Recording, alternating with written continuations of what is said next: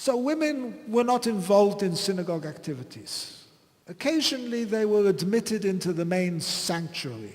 We have sources that tell us that on Rosh Hashanah and Yom Kippurim, they were permitted to hear the rabbi's sermon, but normally they weren't part of the service. So obviously if they weren't part of the service, they weren't in the synagogue. They couldn't daven the normal davening in Hebrew, and they would repeat in Yiddish, whatever, or in whichever language it was, in Ladino, if it was another part of the world, in Judeo-Arabic.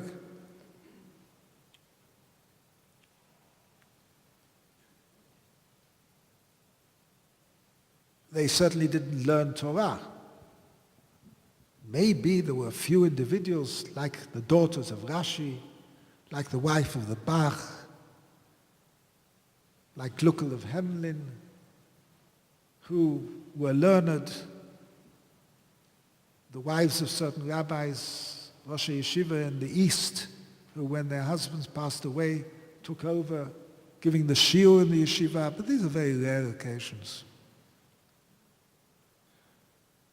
Over the past few decades, in our own time, we've seen a complete change.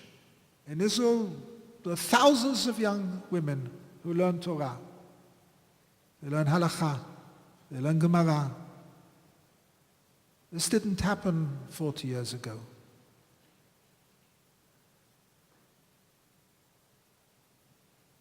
And there exist institutions here in the United States, in New York, where women learn Torah.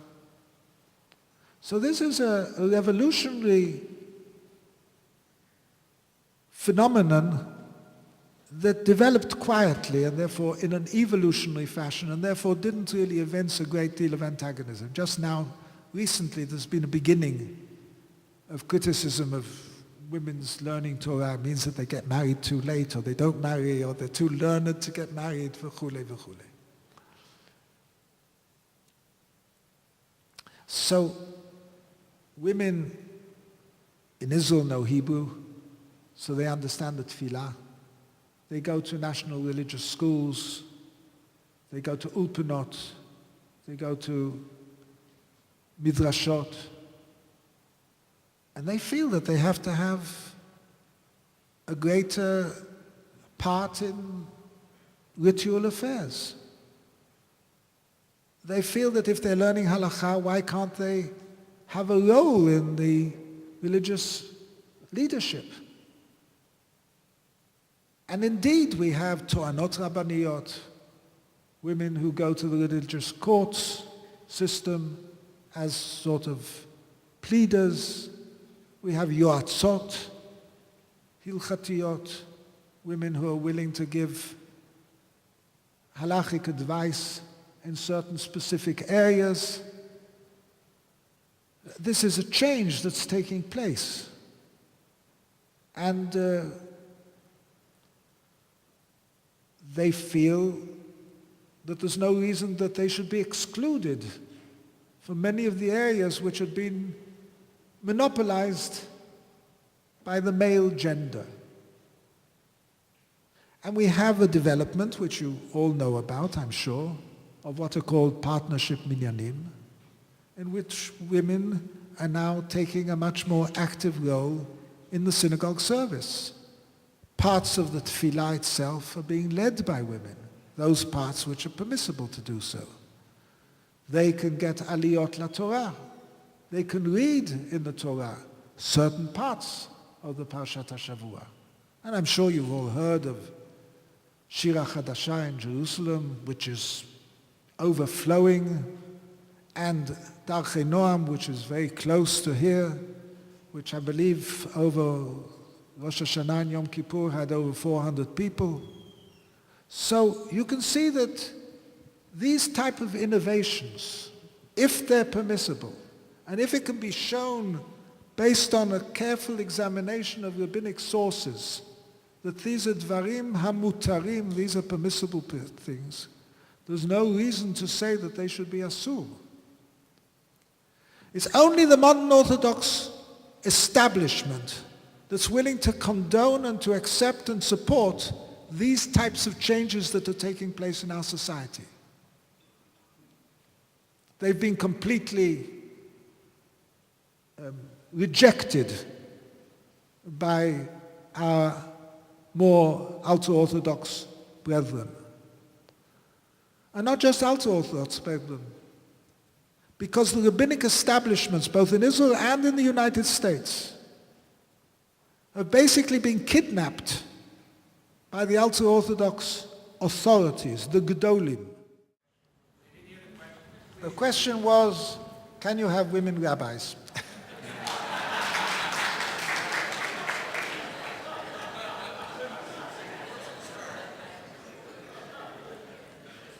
Again, that's a good question because it has to be analyzed into its component parts. The first thing is, what is a rabbi? A rabbi is somebody who has smicha. But smicha, ordination, is not really smicha.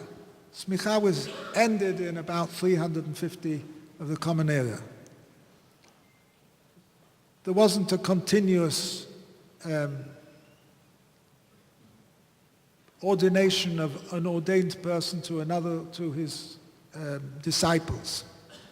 And nowadays, ordination or smicha is basically a transcript. It's like a degree. You study, and you're tested, and you're examined by somebody who has authority, and if he finds that you know your material, he'll write you a document, which is a sort of a transcript or a sort of a degree, a klaf. That's what a rabbi is. He's a guy that's studied, learned, been examined by somebody who is a rabbi, who studied and learned, and got ordination from somebody else. And that's the nature of the authority. Now, what gives the person that has this piece of paper, this paper qualification, authority? It's not the paper that gives him authority. It's the fact that he may be accepted by his congregation. Or nowadays, you have a sort of trade union like the RCA, and they invest their people, their alumni, with this authority, and the congregations are willing to cede their own authority to the organization, to the political organization, which, as I say, is a sort of a trade union. So instead of making their own determination, they say, well, if the guys over there say he's okay, he's okay. But ultimately, the authority of a rabbi in our days is authority that comes from the tzibur, from the community. And therefore, we have some communities which will accept some rabbis and some communities which won't. And we have some political entities which will accept ordination from one institution, but not from another. So that's the first thing to take into account, that the authority is not an authority that really comes from above, that's the real smicha, but an authority that comes from the grassroots, from the kahila. Now, the second thing is, to what extent is a person allowed to act as a judge? And a rabbi basically is a judge. Besides being a spiritual mentor, he has to answer questions and give determinations. And there's a principle, ein eid na'aseh dayan. A witness cannot become a judge. This is a rabbinic statement that's learned from biblical verses. And women, it's generally thought, are not permitted according to Jewish law to give testimony.